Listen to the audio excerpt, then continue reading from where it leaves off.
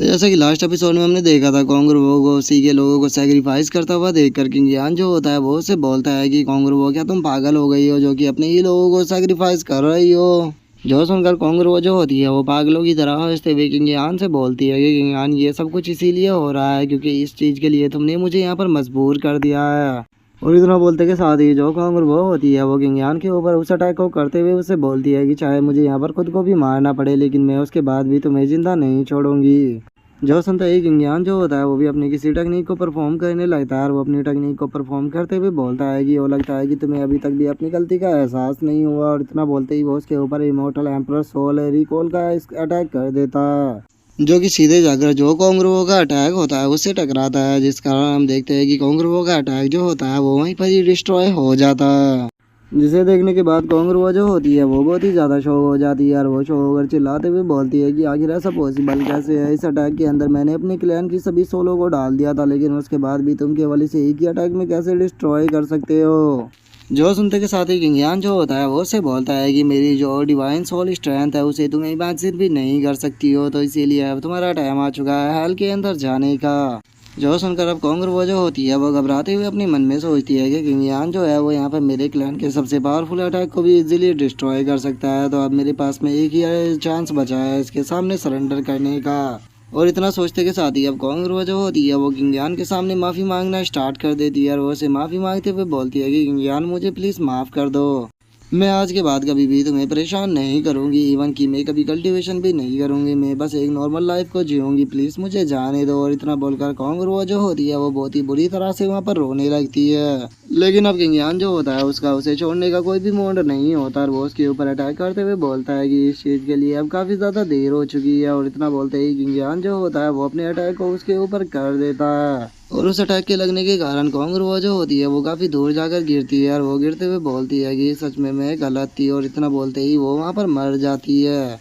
जिसे देखने के बाद अब यान यू जो होती है वो बोलती है कि अगर कॉन्गरुओ जो थी वो लालची ना बनती और वो ब्रदर किंग यान के ट्रेजर को छीनने की कोशिश ना करती तो इनका जो अंत था वो इस प्रकार नहीं होता। जो सुनकर उसके ग्रैंडपा बोलते हैं कि हाँ कभी भी हमें लालची नहीं बनना चाहिए। और उनके इतना बोलते ही किंग यान जो होता है वो उन दोनों से बोलता है कि चलो ये मैटर तो खत्म हो गया, मैं जरा ब्रेक थ्रू करने वाला हूँ जिसके बाद हम लोग यहाँ से निकलेंगे, तो इसीलिए तुम लोग थोड़ा इंतजार करो। जो सुनकर वे भी ओके बोल देते हैं, जिसके बाद हम देखते हैं कि किंग यान जो होता है वो वहाँ पर बैठकर कल्टीवेशन को करने लगता है और कल्टीवेशन करने के बाद वो अपनी डीमन सीडों को बाहर निकाल लेता है और उन्हें निकालने के बाद वो अपने मन में सोचता है कि मेरे पास 7 ह्यूमन किंग रियलम की डीमन सीड है और इन्हें अब्सॉर्ब करने के बाद मैं half step human king realm पर तो ब्रेक थ्रू कर ही जाऊंगा।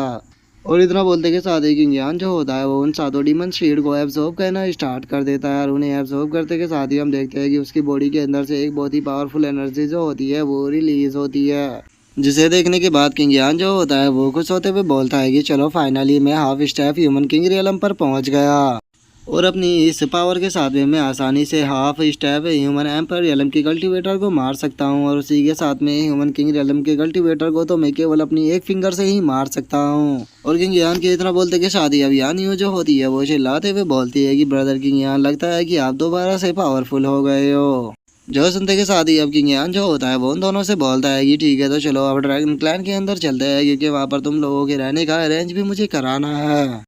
जो सुनते के साथ ही वे दोनों भी काफ़ी खुश हो जाते हैं और वे खुश होते हुए बोलते हैं कि ठीक है ब्रदर किंग यान आप जहाँ बोलेंगे हम चलने के लिए तैयार है। जो सुनते ही अब किंग यान जो होता है वो उन दोनों को लेकर वहाँ से निकल जाता है और वहाँ से जाते हुए किंग यान जो होता है वो अपने मन में सोचता है कि मैंने ड्रैगन क्लैन के पैरट ट्रीज और जो यून और क्यू थे उनके साथ में वादा किया था कि मैं उन्हें ह्यूमन एम्पर रियलम पर ब्रेक थ्रू कराऊंगा। तो चलो अभी इस चीज़ का टाइम आ चुका है कि मैं उन लोगों को किया गया जो वादा है उसे पूरा करूँ और उन लोगों को चांस दूँ ह्यूमन एम्पर बनने का। और उसके अब इतना बोलते के साथ ही हमारा व्यू जो होता है वो ड्रैगन क्लैन के अंदर आ जाता है जहाँ पर कि हम यंग फैमिली के एक बंदे को देखते हैं जो कि ह्यूमन किंग रियलम पर होता है और उसका नाम शीलुओ होता है। और अब शीलुओ को वहाँ पर देखने के बाद ड्रैगन क्लैन का पैराट्री जो होता है वो उससे बोलता है कि जो यंग फैमिली है वो इस वर्ल्ड की ज़्यादा चिंता नहीं करती, तो फिर इस बार तुम लोग जो हो वो यहाँ पर क्यों आए हो। जो सुनकर शीलुओ जो होता है वो उससे बोलता है कि मैं इस बार यहाँ पर इसलिए आया हूँ क्योंकि मैं अपनी यंग फैमिली का जो मैसेज है वो आपको पढ़कर सुनाना चाहता हूँ। और इतना बोलते के साथ ही जो शील वो होता है वो उस मैसेज को पढ़ने लगता है और उस मैसेज को पढ़ते हुए बोलता है कि जो यिंग फैमिली है वो हजारों साल से छुपी हुई थी और वो गॉड की विल को फॉलो कर रही थी, लेकिन अब टाइम आ चुका है कि यिंग फैमिली पूरे लैंड के ऊपर कंट्रोल करे। तो इसीलिए अब जो यिंग फैमिली है वो तुम लोगों को यहाँ पर सबमिट करने के लिए ऑफर दे रही है। अगर तुम लोग इस चीज के लिए एग्री हो जाते हो तो तुम जिंदा रहोगे और अगर तुम एग्री नहीं करते हो तो तुम मारे जाओगे। और इतना बोलकर जो शील वो होता है वो उस स्क्रॉल को फोल्ड करते हुए उससे बोलता है कि तो ड्रैगन क्लैन पैराट्रीज बताइए क्या आप हमारे सामने सबमिट करने के लिए तैयार हो।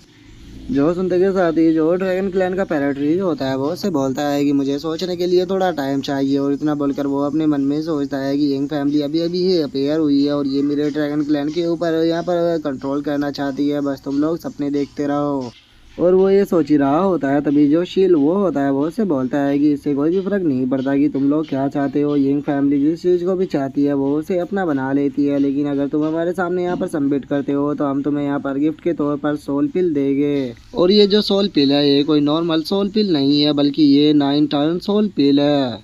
जो सुनते के साथ ही ड्रैगन क्लैन का पैराट्रीज जो होता है वो बहुत ज़्यादा शौक हो जाता है और वो गुस्से में चिल्लाते हुए उससे बोलता है कि नहीं, बिल्कुल भी नहीं, मैं इस पिल को नहीं खाने वाला, क्योंकि अगर मैंने इस पिल को खाया तो मेरी जो लाइफ एंड डेथ है वो तुम्हारे हाथ में चली जाएगी। जो सुनते के साथ ही जो शील वो होता है वो उस पिल को ड्रैगन क्लैन के पैराट्रीज की तरफ शूट करते हुए उससे बोलता है कि वो लगता है कि यहाँ पर जो ड्रैगन क्लैन के पैराट्रीज है उन्होंने मेरी बात को गलत समझ लिया है। यहाँ पर तुम लोगों के पास में कोई भी राइट्स नहीं है कि तुम मुझे यहाँ पर मना कर सको, तो इसीलिए चुपचाप तुम्हारे लिए सही रहेगा कि इस पिल को खा लो।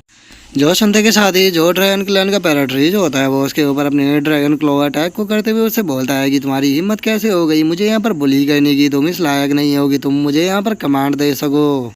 जो सुनते के साथ ही जो शील वो होता है वो भी उसके ऊपर अटैक करते हुए उससे बोलता है कि वो अच्छा तो तुम यहाँ पर रजिस्ट करना चाहते हो लेकिन तुम्हारे पास में यहाँ पर रजिस्ट करने का कोई भी राइट्स नहीं है। और इतना बोलते के साथ ही जो शील वो होता है वो वहाँ पर ह्यूमन एम्परर सील अटैक को बना देता है। और जैसे ही अपने ह्यूमन एम्परर सील अटैक को करता है हम देखते हैं कि वो एक ही पल में ड्रैगन क्लैन के पैराट्रीज के अटैक को डिस्ट्रॉय कर सीधे आकर उससे टकराता है, जिस कारण ड्रैगन क्लैन की पैराट्रीज की हालत जो होती है वो बहुत ही खराब हो जाती है। जिसे देखने के बाद अब ड्रैगन क्लैन का पैराट्रीज जो होता है वो शौक होते हुए बोलता है कि आखिर ऐसा पॉसिबल भी कैसे है, तुम केवल अपने एक ही अटैक से मुझे यहाँ पर कैसे हरा सकते हो, मैं ह्यूमन किंग रियल एम्पर हूँ। जो सुनते के साथ ही जो शील वो होता है वो उसकी तरफ बढ़ने लगता है और वो उसकी तरफ बढ़ते हुए बोलता है कि हमारी यंग फैमिली के जो इक्विपमेंट और जो उनकी टेक्निक है वो इतनी ज़्यादा पावरफुल है कि वे ह्यूमन किंग रियलम के कल्टीवेटर को केवल एक ही पल में ख़त्म कर सकते हैं। तो इसीलिए मैं तुमसे यहाँ पर लास्ट बार पूछता हूँ कि तुम मेरी यंग फैमिली के सामने सबमिट करोगे या फिर तुम यहाँ पर मेरे हाथों से मरोगे। जो सुनकर ड्रैगन क्लैन का पैराट्रीज जो होता है वो भी थोड़ा घबराने लगता है और वो घबराते हुए बोलता है कि क्या सच में मैं आज यहाँ पर मरने वाला हूँ। और उसके अब इतना बोलते ही हमारा आज का एपिसोड जो होता है वो कंप्लीट हो जाता है। तो नेक्स्ट एपिसोड में देखिए कि आगे क्या होता है। अगर आप लोगों को वीडियो अच्छी लगी हो तो लाइक करना, चैनल को सब्सक्राइब करना। मैं मिलता हूँ नेक्स्ट एपिसोड में, तब तक के लिए बाय बाय गाइस।